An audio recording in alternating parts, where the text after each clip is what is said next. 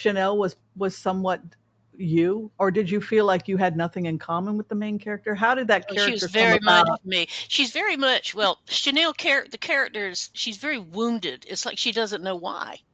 There, Hmm. and then she finds out why. You know, she sort of wakes up and begins to understand why she's so wounded, but she doesn't know she's wounded. And when you were talking about reincarnation, is it real or in dreams? The design on the front of the book, I designed that wheel Mhm. because I hired a professional editor to work with me because I had never written a novel. Hardly written anything. Although I've always been told I had talent for it, but I've never really seriously written anything. And I wanted to talk about simultaneous time within the book. And he said, "You've got too much stuff in this book. Take this out, take that out."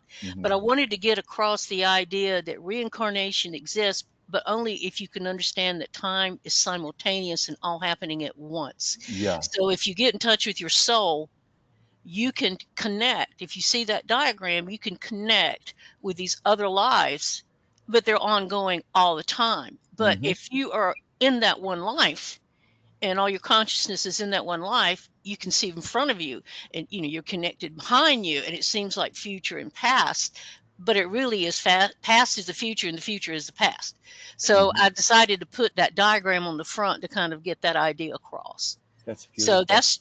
that's how it's easy to understand that you have lived before, but it's not that you lived before. It just it's going on now in another realm. Yes, yes. I had once had a psychic healer tell me that everything that has happened in the past is still happening right now. It's like Hmm. rings of dimensions all around us. So I love that you touched upon that, which I guess ties in with the question I have here.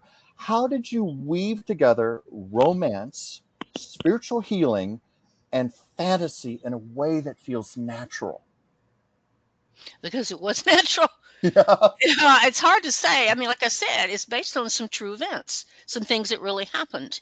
Hmm. And I just had the material there. I just had to bring it all together in a novel. But I had to change things to make it a good story. So I did change things. That's why I didn't write it as personal memoirs, but it had so much good material for a real story.